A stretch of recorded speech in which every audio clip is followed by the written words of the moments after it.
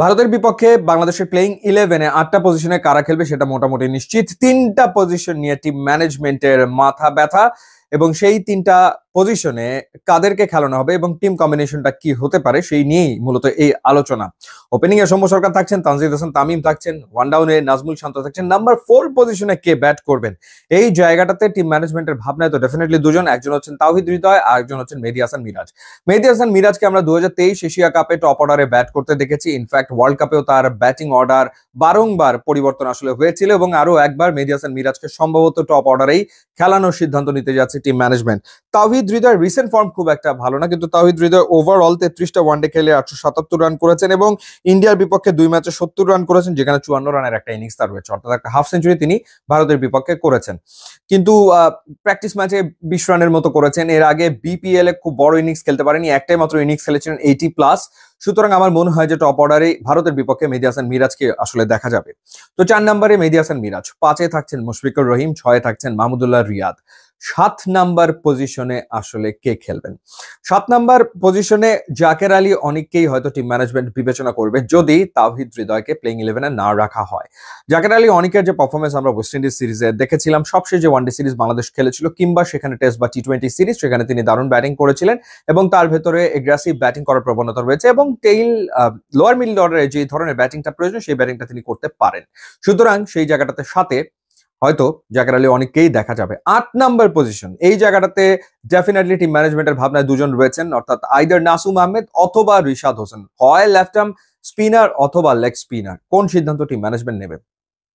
নাসুম আহমেদকে নিয়ে যদি আমরা আলোচনা করি, নাসুম আহমেদের ইকোনমি আবার রিশাদের চেয়ে বেটার। নাসুম 18টা ওয়ানডে ম্যাচ খেলেছেন এবং 18টা ওয়ানডে ম্যাচে 16 উইকেট তার, কিন্তু তার ইকোনমি রেট হচ্ছে 4.48।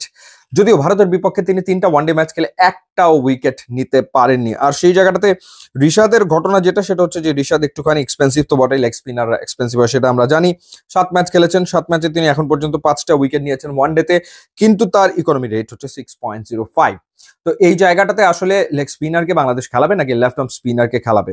রিশাদ হোসেনকে নিলে রিশাদ হোসেনের যে পাওয়ার ব্যাটিং সেটা ডেফিনেটলি বাংলাদেশ টিমের জন্য একটা প্লাস হতে পারে, এবং যেহেতু বাংলাদেশ ওই ভয় নিয়ে খেলতে নামছে যে বাংলাদেশের ব্যাটিং ধস হওয়ার সম্ভাবনা রয়েছে, সুতরাং বাংলাদেশ ব্যাটিং অর্ডারটাকে একটু লম্বা করতে চাইবে। সেই জায়গাটা থেকে আমার মনে হয় যে 8 নম্বর পজিশনে রিশাদ হোসেনকে টিম ম্যানেজমেন্ট খেলাতে পারে। তার লেগ স্পিনের পাশাপাশি তার ব্যাটিংটা বাড়তি পাওনা হতে পারে বাংলাদেশ দলের জন্য। এবার আসা যাক 9 নম্বর পজিশনে। 9 নম্বর পজিশনে ডেফিনেটলি তাসকিন আহমেদ। 10 নম্বর পজিশনে ডেফিনেটলি আমার মনে হয় যে মুস্তাফিজুর রহমান।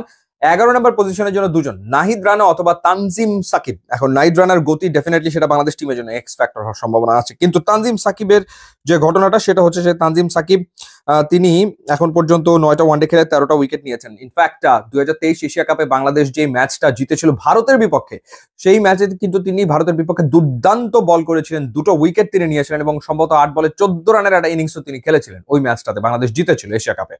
সুতরাং তানজিম সাকিবের এই যে ব্যাটিং এর ক্ষেত্রে যে একটুখানি তিনি বেটার ব্যাট করেন নাহিদ রানা থেকে, কোনো সন্দেহ এই ব্যাপারে নাই, এবং সবশেষ প্র্যাকটিস ম্যাচেও তিনি তো 30টা রান করেছেন। তো সেই জায়গা থেকে তানজিম সাকিবকে টিম ম্যানেজমেন্ট বিবেচনা করতেই পারে, বাট আমার মনে হয় যে নাহিদ রানার গতিটাকে প্রাধান্য দেওয়াটা খারাপ হবে না। আপনার কি মনে হচ্ছে ডেফিনেটলি জানাবেন। এবার জানিয়ে রাখি যে আপনার ঘরকে কঠিন আবহাওয়া এবং তীব্র গরম থেকে সুরক্ষা দিতে নিয়ে আসুন Nippon paint, trusted Japanese brand.